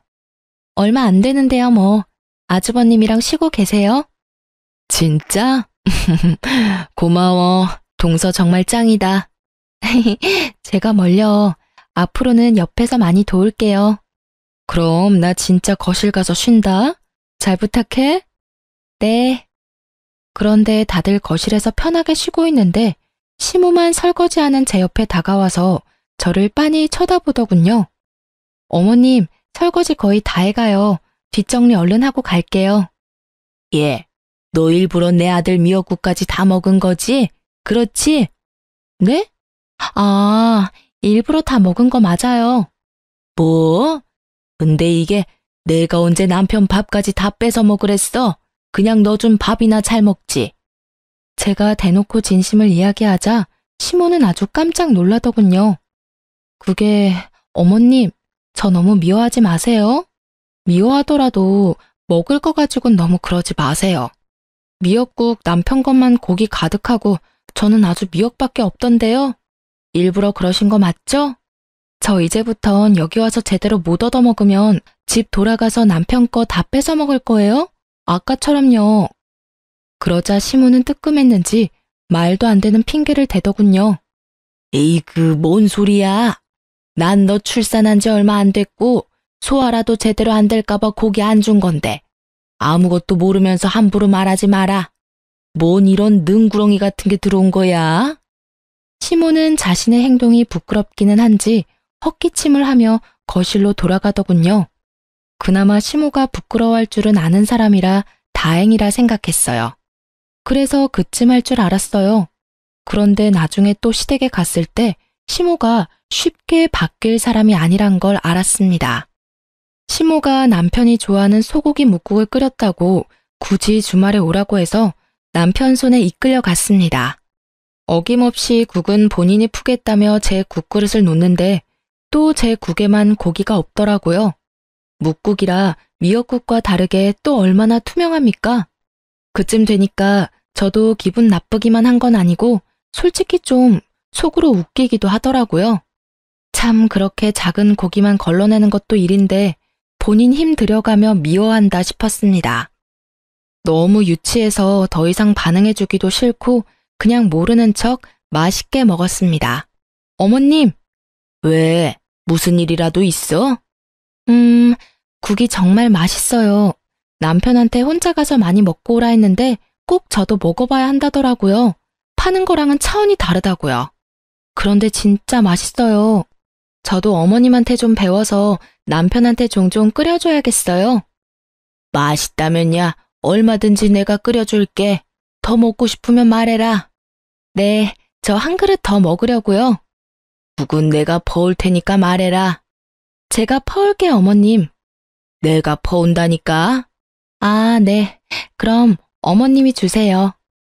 국을 사수하던 시모는 결국 두 번째 그릇도 무만 가득한 국을 주더라고요. 그로써 저는 제가 시모를 오해한 게 아니라 제대로 미움받고 있구나 확신이 들었어요. 하지만 뭐 국에 고기 안 들어가는 것쯤이야 가볍게 무시하면 되는 일이라 생각했습니다. 그런데 그냥 계속 참으면 나 허구입니다 하고 인증하는 걸 깨닫게 된 사건이 있었어요. 시모, 시부와 시숙 내외까지 함께 외식하러 고깃집에 갔는데요. 그 집이 초벌구이라 해서 나오는 곳이라 간단히 익혀 먹으면 되는 갈비집이었습니다. 시모랑 저 그리고 형님이 같은 테이블을 썼고 시부와 아주버님, 남편이 같은 테이블이었습니다. 그냥 편하게 여자들끼리 남자들끼리 앉았어요. 그런데 시모는 밖에서도 밉상짓을 하더라고요. 제가 고기를 불판으로 옮겨서 열심히 구우면 시모는 허겁지겁 입에 넣었습니다. 고기가 제대로 익은 건지 확인할 겨를도 없었습니다. 처음엔 당황스러워도 많이 배가 고프셨구나 말았죠. 그런데 고기가 나올 때마다 개걸스럽게 고기를 해치워서 시모가 며칠 굶은 줄 알았어요. 형님을 슬쩍 봤는데 표정 변화가 없으셨어요. 이 집에서는 자연스러운 일이구나 싶었습니다. 저는 그런 시모가 얄밉기는 하지만 동시에 걱정도 돼서 한마디 했어요. 어머님, 고기 많으니까 천천히 드세요. 입 천장은 괜찮으세요? 바로 구운 건 너무 뜨거우니까 다치지 않게 조심히 드세요. 하지만 제 말이 끝나기도 전에 시모는 입안 가득 고기를 머금고 짜증을 냈어요. 나 천천히 먹는 중이다. 그렇게 빠르고 우악스럽게 고기를 집어먹던 시모는 자기 그릇에도 고기가 가득 차고 불판에도 고기가 가득하자 눈을 요리조리 굴렸어요. 더 이상은 고기를 다 못 먹겠는지 갑자기 옆자리에 앉은 남편한테까지 고기를 나르더군요. 그때쯤에는 형님도 표정이 어두워지고 저는 시모에게 더 이상 말 걸기도 싫더군요. 늙은 시모 노망났네 하며 속으로만 욕하고 옆에 있는 형님이라도 먹으라고 조용히 챙겨드렸어요. 형님, 이거 드세요. 아니야, 나 괜찮으니까 동서 먹어. 전 진짜 괜찮아요. 그때 남편의 목소리가 제 귀에 꽂히는데 저도 모르게 생각만 했던 걸 행동으로 옮겼어요. 엄마, 고기 여기도 많아요. 그러니까 그만 줘요. 그래도 더 먹어. 너 많이 먹어야지. 내 새끼들 바깥일 하느라 고생하는데 이럴 때 고기 많이 먹고 힘내야지. 여보, 배불러? 그럼 나랑 자리 바꾸자. 어? 뭐해, 자리 바꾸자. 나 이제 여기서 아버님이랑 먹으려고. 고기 굽느라고 거의 못 먹었어. 어머님, 이제 다 드셨죠? 저 옆 테이블에서 좀 더 먹을게요. 뭐? 그래, 세게 얼른 와서 더 먹어라. 여보, 그리고 형님 좀 챙겨드려. 형님도 많이 못 드셨어. 그래? 알겠어. 형수님, 고기 제가 구울게요. 어머, 너 지금 뭐 하는 거냐? 네? 아, 여기가 고기 더 많이 남아서요. 다들 배부르신 것 같아서 제가 좀 먹으려고요. 시모는 눈에 쌍심지를 켜더니 제 행동이 못마땅했는지 자기 테이블에 앉으라며 절 다시 부르더군요. 그러자 시부가 여기서 먹게 두라고 말렸어요. 남편은 시모에게 왜 또 심술 부리냐고 타박했죠. 속이 시원해서 마음 놓고 고기 먹었습니다. 제가 야무지게 쌈까지 싸서 고기를 엄청 잘 먹으니까 시모는 보다 약이 올랐는지 소리를 빽 지르더군요. 이게 감히? 옆쪽 테이블에서도 무슨 일인가 쳐다보는데 정말 창피했습니다. 너 딸 낳았으면서 주제에 겸상하려 했냐? 이게 고기 아깝게 뭘 얼마나 먹는 거야? 그만 먹어라. 여기 밑반찬 잘 나오니까 넌 상차린 밑반찬이나 먹어라. 눈치 없이 어디 고기로 배 채우려 해? 너 먹이려고 우리 집안 남자들이 뼈가 빠지게 일한 줄 알아? 시모가 그 발언을 내뱉자 시댁 식구들은 물론이고 저희 테이블 주변도 순식간에 조용해졌습니다. 그 순간 모두 이게 꿈인가 하는 얼굴로 벙쪄 있었어요. 제일 먼저 정신 차린 제 남편은 곧장 시모에게 대들었습니다. 또 그 소리. 엄마, 창피하게 진짜 왜 이래요? 그래서 계속 나한테 고기 다 준 거야? 아니 도대체 먹는 거 가지고 왜 그래? 아니 그게 아니라 나는 그러자 시모도 잠시 정신이 나갔다가 다시 돌아온 사람처럼 어버버 변명하더군요. 변명하던 시모는 씹고 있던 고기가 그만 목에 걸려서 아주 새하얗게 질린 얼굴로 캑캑거렸습니다. 저는 재빠르게 시모를 붙잡고 응급처치를 했어요. 다들 얼타느라 아무것도 못했거든요. 회사에서 하임리히법을 배울 기회가 있었는데 그걸 해볼 줄은 꿈에도 몰랐습니다. 시모는 꽤 큰 고깃덩어리를 뱉어내고 자기 죽는다며 앓는 소리 내더군요. 목에 걸린 고깃덩어리는 나왔지만 시모는 급체까지 해서 식은땀을 뻘뻘 흘렸어요.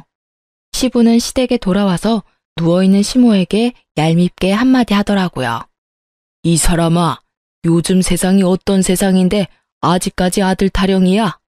손녀 낳아준 것도 감지덕지 해야지.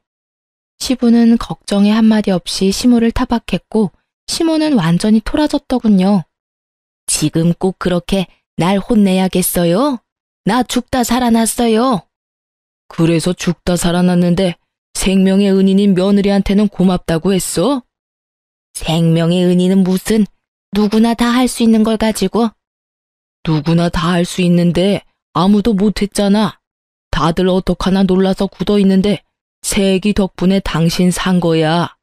그러니까 딸 낳았다고 구박 좀 그만해. 아유, 보는 나도 이제 지겨워서 그래. 당신 때문에 며느리 보기 내가 나 부끄럽다. 아니, 저 영감탱이는 말이야. 지 마누라 걱정이나 할 것이지. 아유, 내가 못 살아. 아빠 말이 맞아, 엄마. 이참에 며느리랑 관계 좀 풀어요. 엄마가 어른이니까 이 사람 좀 예쁘게 봐주고 보듬어주면 안 돼? 그리고 우리 딸 욕 좀 그만하고. 아들이든 딸이든 내 핏줄이고 엄마 핏줄이잖아. 에라이, 너까지. 꼴도 보기 싫으니까 나가. 네 엄마 아픈 거 안 보여? 네 아빠랑 너랑 둘 다 나가. 안방에서 시부랑 남편은 쫓겨나고 시모랑 저랑 단둘이 남았을 때 저는 한 번 더 솔직하게 제 마음을 털어놨습니다. 어머님, 어디 불편한 곳은 없으세요? 병원은 정말 안 가봐도 돼요? 으이그, 착한 척 걱정되는 척 그만해라. 사실은 나 망신당해서 속으로 고소했지? 오늘 너 아주 영웅돼서 좋았겠다. 난 아주 고약하고 나쁜 시애미로 만들고 말이야. 어머님은 제가 왜 그렇게 미워요? 좀 잘 지내볼 생각은 없으세요? 아버님 말씀처럼 딸 낳았다고 구박하는 거 이제 그만하세요. 진짜 고약하고 나쁜 시어머니 같아요. 뭐? 어머님 자꾸 그러시면 저도 생각이 있어요. 손녀딸 크면 저 구박한 거 전부 일러줄 거예요? 제가 능글스럽게 굴자 시모는 뭐 이런 애가 다 있냐는 듯 기가 막힌 얼굴로 쳐다봤죠. 어이구, 일러라 일러. 꼴도 보기 싫으니까 가. 어머님, 며느리도 고기 반찬 먹어야 힘내서 남편한테 내조 잘하지 않겠어요? 고기 얘기는 하지 마라. 속 안 좋으니까. 시모는 자신의 행동들이 창피하기는 한지 얼굴이 시뻘개지며 우렁찬 목소리가 죽더군요. 그럼에도 불구하고 시모에게 한 번 더 마지막으로 손을 내밀었습니다. 어머님, 저 그만 미워하세요. 저는 진짜 어머니랑 잘 지내고 싶어요. 여기 약 두고 갈 테니까 꼭 챙겨 드세요. 약봉투를 보고 시모는 묘한 얼굴을 했습니다. 효과가 있을까 했는데 다행히 효과가 있었어요. 시모는 그 뒤로 먹을 거 가지고 더 이상 더럽고 치사한 밉상짓은 안 하더라고요. 그런데 그렇게 밉상 시모를 해결하니 제게는 또 새로운 문제가 생겼습니다. 바로 그 과정들을 모두 지켜본 형님의 행동이 점점 이상해지더군요. 제가 부당하다고 시모랑 싸우는 모습을 본 형님은 제게 관심을 많이 보였습니다. 동서, 너무 통쾌하다. 어떻게 한 거야? 네? 어머님 일 말이야. 그동안 동서 딸 낳았다고 어머님이 엄청 구박하셨잖아. 난 솔직히 동서가 대들길래 더 큰 싸움 날 줄 알았어. 그런데 어머님이 기가 완전히 죽었네. 글쎄, 내가 다 통쾌하다니까? 아, 네. 이제 구박 안 하셔서 너무 마음이 편하네요. 어머님한테 어떻게 한마디를 안 지고 따박따박 말대꾸를 했어? 나도 그 비법 좀 알려줘. 저렇게 이빨 빠진 호랑이 꼴 보니까 너무 쌤통이야. 안 무서웠어? 신기하다. 나는 시집 와서 지금까지 어머님한테 당하고만 살았거든. 솔직히 어머님 너무하지 않아? 자기 아들들만 입이 아주. 자기 생일이며 명절이며 챙겨주는 게 다 며느리인데 자기 핏줄만 챙기고 그렇다고 수고했다고 용돈 한 번 주는 일도 없어. 엄청 재수없다니까. 저기 형님. 응? 고생 많으셨어요. 제가 이제 많이 도와드릴게요. 뭐 그럼 고맙지. 그런데 어머님은... 형님, 그런데 요즘 독감 유행이래요. 예방주사 맞으셨어요? 꼭 맞으세요? 그래. 형님은 아주 신나는 목소리로 시모 뒷담화를 하더군요. 하지만 저는 형님 장단에 맞장구 치면서 시모를 욕하고 싶지는 않았어요. 그래서 그냥 형님에게 고생 많았다고 하며 다른 말로 화제를 돌렸습니다. 형님 기분 상하지 않게 하려고 제가 나름 얼마나 애썼는지 모릅니다. 형님을 무시하는 게 아니라 그냥 시모가 마음에 안 든다 해도 그 욕을 며느리들끼리 모여서 하고 싶지는 않았어요. 아무리 시모가 미워도 내 남편한테 흉보던가 아님 차라리 시모한테 직접 말해야 된다고 생각했거든요. 그런데 형님은 저랑 단둘이 있을 기회가 생길 때마다 여러 번 심호 욕을 해댔습니다. 은근히 제가 맞장구를 쳐주길 바라는 눈치였지만 끝까지 저는 모르는 척했어요. 제가 절대 안 받아주니 형님은 빈정이 상했는지 심호에서 저로 타깃이 바뀐 듯 했습니다. 어느 날부터 형님은 제게 자주 전화를 해서는 자기가 아들 낳고 심호에게 어떤 귀한 대접들을 받았는지 이야기 보따리를 꺼내더군요. 자기야. 네, 형님? 아, 내가 둘이 있을 때는 좀 편하게 부를게. 자기라고 불러도 되지? 네? 아니요. 형님, 자기라는 호칭은 좀 그렇네요. 그냥 동서라고 해주세요. 그래, 동서. 딸 낳은 동서는 아마 모를 거야. 뭘요? 제가 뭘 몰라요? 어머님이 나 아들 낳았다고 얼마나 기뻐하고 좋아하셨는지 말이야. 그때 이야기 들으면 동서 깜짝 놀랄걸? 동서랑은 아주 상황이 달랐거든. 얼마나 날 귀하게 대접해 주셨는지 몰라. 네네. 나 자주 드는 명품 가방 있지? 그거 나 출산 선물로 어머님한테 받은 거잖아. 둘이 있을 때는 또 얼마나 잘해주시는지 몰라. 내가 동서 질투한다고 적당히 해달랬어. 그러니까 동서는 나한테 고마워해야 해.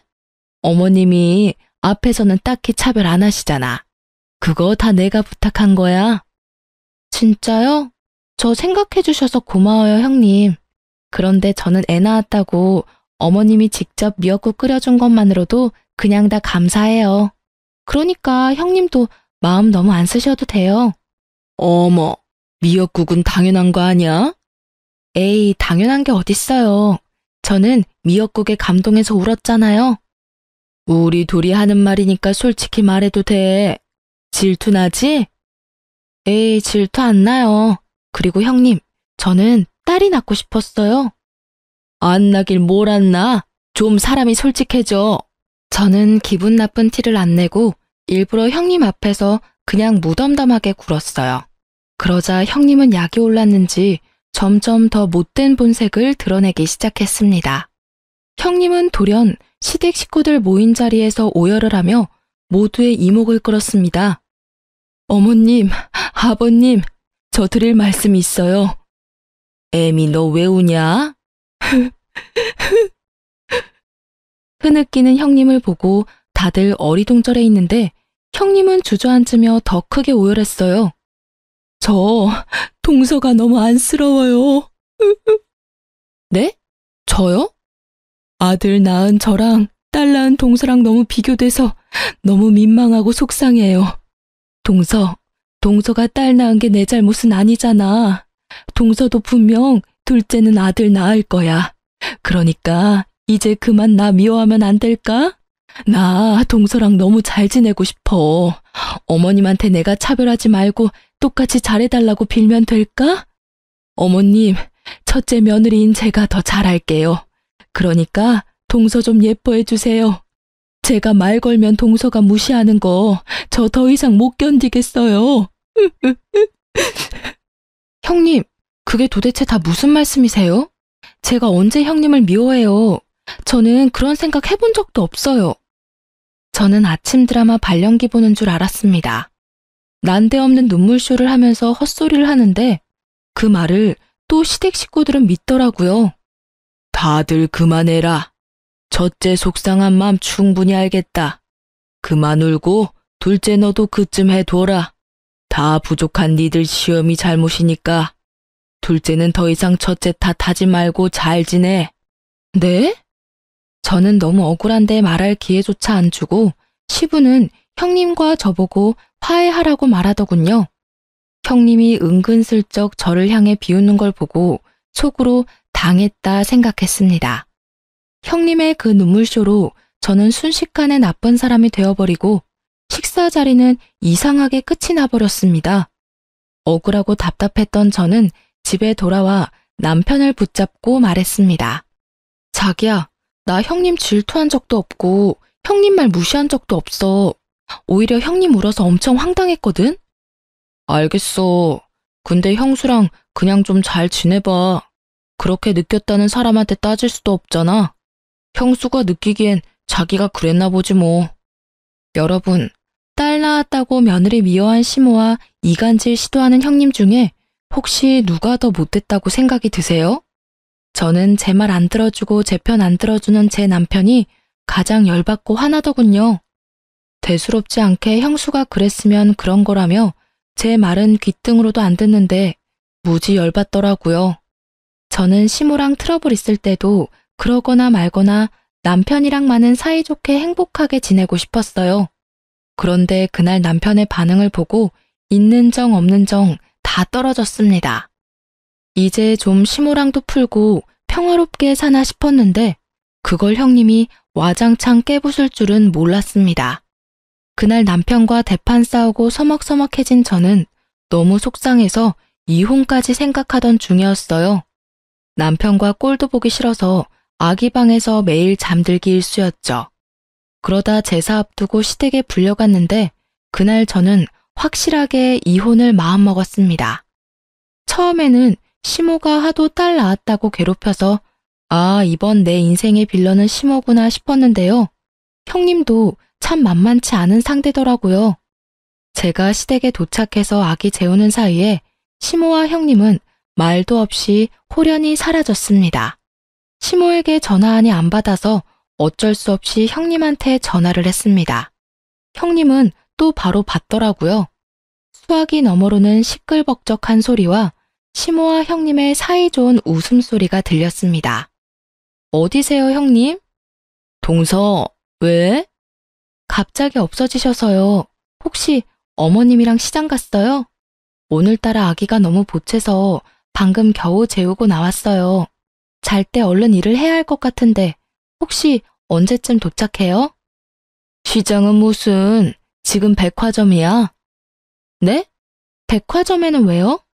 왜긴, 어머님 기분 전환해드릴 겸 선물 좀 해드리려고 백화점 모시고 왔지. 그럼 음식은요? 음식? 아, 내가 말 안 했던가? 오늘 동서 혼자 음식 장만하면 돼. 어머님이 말씀해 주신 대로 내가 레시피 정리해놨으니까 그것만 보고 따라서 음식 만들면 돼. 무슨 말이에요, 그게? 저 혼자 음식하라고요? 어머, 동서는 한 번 듣고 못 알아들어? 왜 또 물어? 나랑 어머님은 지금껏 가족들 먹이느라 고생했는데 이제 동서도 시집 왔으니까 혼자 해보는 버릇 해야지. 이 많은 걸 제가 혼자 다 어떻게 해요.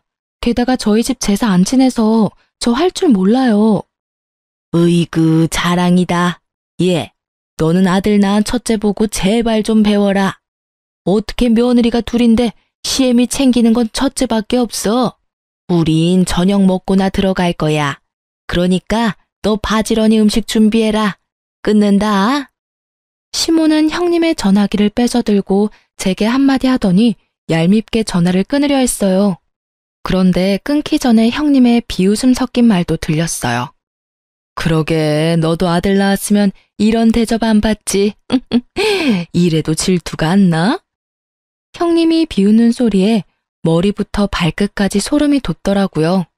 통화하는 소리에 아기도 자다가 깨서 울고 저는 정신이 너무 없었습니다. 억울하고 서글퍼서 저는 곧바로 남편에게 전화를 해서 자초지종 설명했습니다. 여보, 나 혼자 음식하게 생겼어. 어떻게 해? 애는 울고 어머님이랑 형님은 야, 우는 애부터 달래야지. 애 우는데 나한테 전화하고 싶어? 집에서 듣는 울음소리도 노이로제 걸릴 것 같은데 일하면서까지 들어야 하냐고. 뭐? 지금 뭐라고 했어? 형수님이 곧 전화 올 거라 하던데 난 진짜 너한테 전화 올 줄은 몰랐어. 아니 그걸 잠깐을 못 기다려? 네가 혼자 요리는 못해도 대충 재료 씻고 다듬고 두 사람 올 때까지 기다리면 되잖아. 누가 너 보고 진짜로 음식 다 하래? 형수가 그러더라. 너 애기 재우는 사이에 잠깐 엄마랑 빠트린 과일 사러 나간 건데 너가 오해하고 너무 화를 내서 자기 곤란하다고. 너 전화 오면 달래주라고 하셨어. 우리 형수 얼마나 마음이 넓고 착하셔. 남편놈은 자기 새끼 울음이 듣기 싫다느니 제게 큰 한숨을 쉬는 것도 모자라서요. 지 형수 말에 넘어가 저를 나무라더군요. 남편 하는 꼴 보니 더 이상 이 결혼 생활을 유지 못하겠다 생각이 단번에 들었습니다. 형님도 시모도 다 밉지만 남편이 제일 미웠어요. 네 형수가 마음이 넓다고? 웃기시네. 저는 남편의 반응을 보고 너무 어이가 없어서 웃음이 터졌고 남편 전화를 확 끊어버렸습니다. 남편의 전화는 그 후로도 계속 왔지만 받지 않고 아예 차단을 해버렸어요. 말이 안 통하니까 대화를 하고 싶지 않았거든요. 저는 그대로 친정에 갈 수도 있었지만 일부러 모두 올 때까지 기다렸습니다. 마지막 제 바라기였죠. 요즘 배달 음식이 얼마나 잘 돼 있냐면요. 차례상도 배달이 됩니다. 그래서 저는 배달 어플을 켜서 곧바로 찾아봤어요. 당일이라 안 될까봐 엄청 걱정했는데 한 업체가 제사 음식 항시 가능이라고 써져 있더라고요. 통 크게 50만 원 차례상 세트를 주문했습니다. 물론 남편 골탕 먹이려고 남편 카드로 주문했어요. 그리고 저는 아이를 보면서 남편이랑 시숙, 시부까지 산부자가 퇴근해서 올 시간까지 기다리고 또 기다렸네요. 그때까지도 시모와 형님은 코빼기도 안 보였고요. 시숙과 남편은 나란히 시댁으로 퇴근했습니다. 남편 놈은 집에 음식 냄새 하나 안 나고 애기와 저만 있으니 당황한 눈치였어요. 음식 안 했어? 음식? 음식? 야, 네 마누라 꼴은 안 보여? 나 하루 종일 굶었어. 누가 굶으래? 엄마랑 형수는. 너 때문에 속에 천불이 나고 애는 울고 내가 뭘 먹겠어?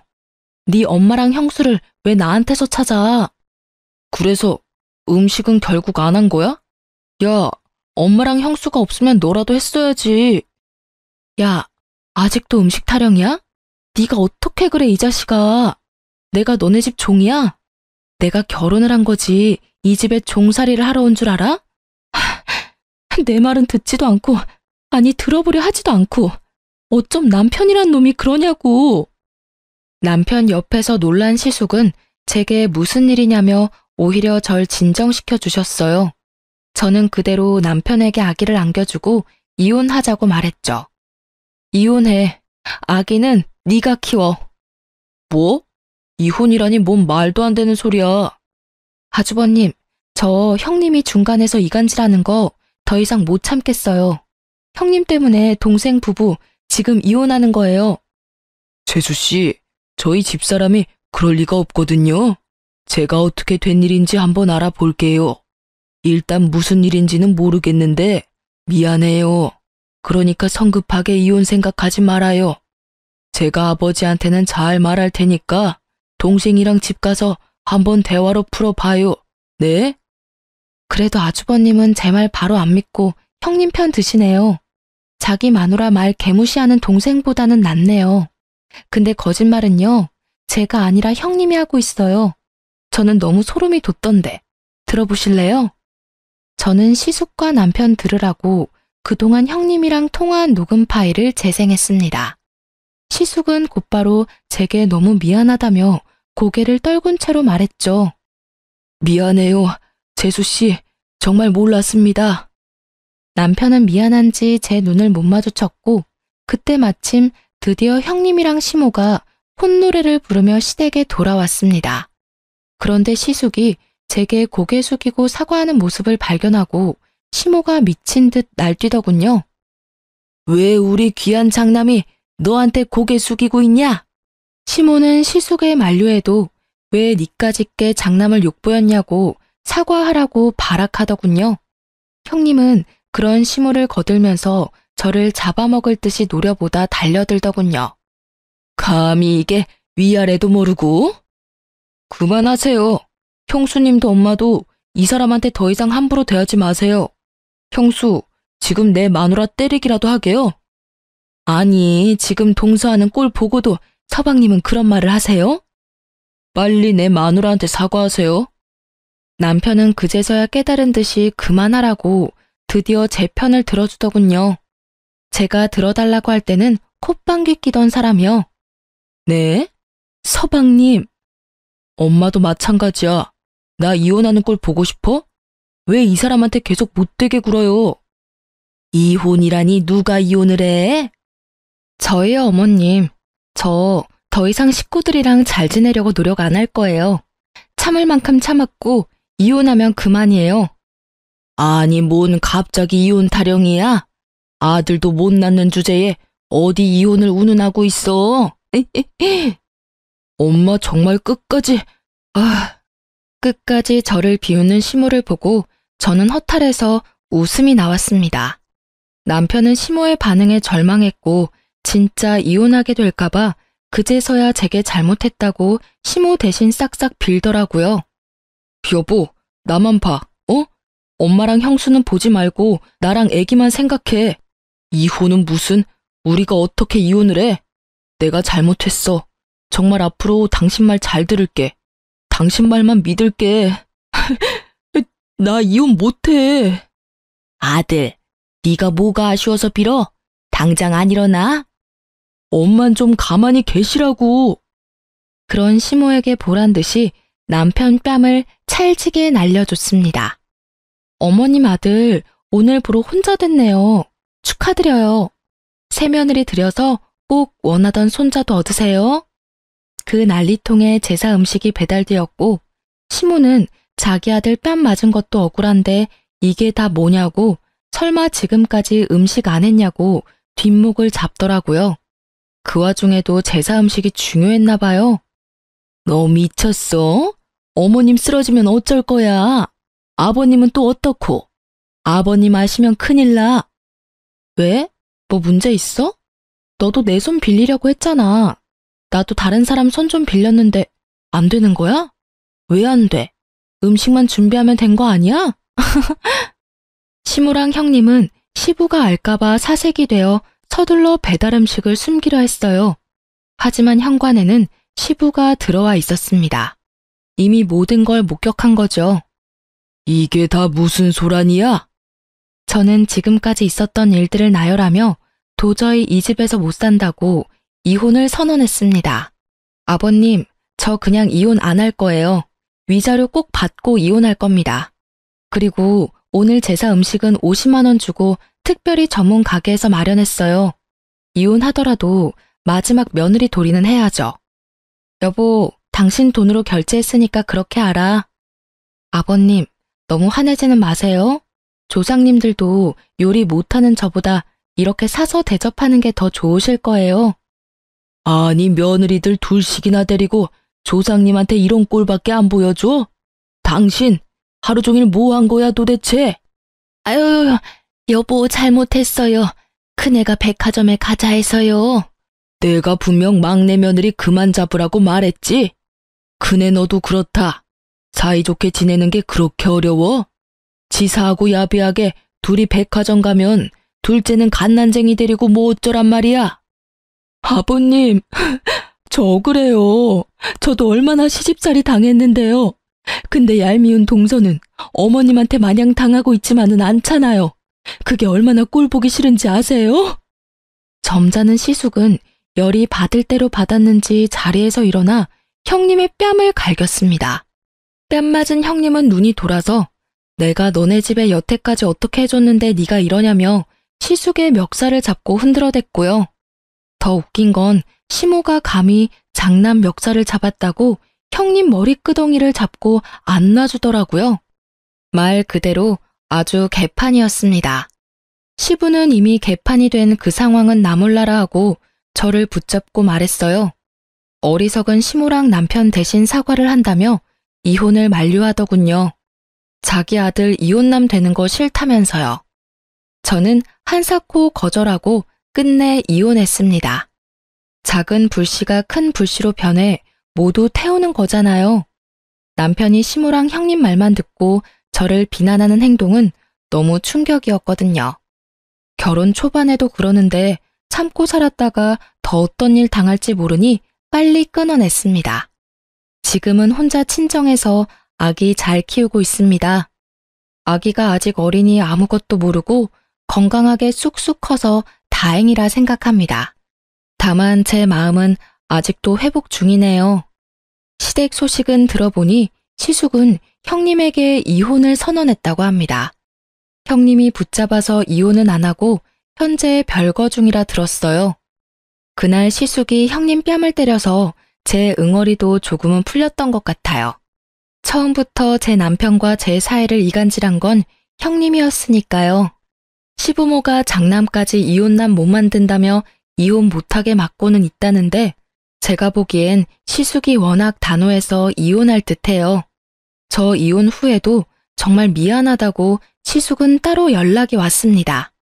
시모는 뭐 시부한테 잡혀 사는 중인가 봐요. 전 남편은 자기가 이혼한 게 전부 시모 때문이라며 시댁에 발걸음도 안 하고 있습니다. 저희 아기가 워낙 어리니까 전 남편 쉬는 날에는 저희 친정집으로 옵니다. 본인이 원해서 일주일 중 하루는 꼭 친정 와서 아이 돌보다가 가요. 그것도 처음엔 반대하려다가 위자료도 받았고 양육비도 받고 있으니 법적으로 문제될까봐 하루는 봐주고 있어요. 지렁이도 밟으면 꿈틀하잖아요. 아랫사람이라고 함부로 대하던 시모와 형님, 제대로 벌받은 것 같아 통쾌합니다. 남의 눈에 눈물 나게 하면 정말 톡톡히 그 대가 치르는 것 같아요. 저는 앞으로 재혼 생각 없고 다시 전 남편과 합칠 생각도 없습니다. 아직까지는 이혼 후 많이 씁쓸한 상태인데 다 잊고 아이 키우며 열심히 잘 살아보겠습니다. 지금까지 제 긴 사연 들어주셔서 감사합니다.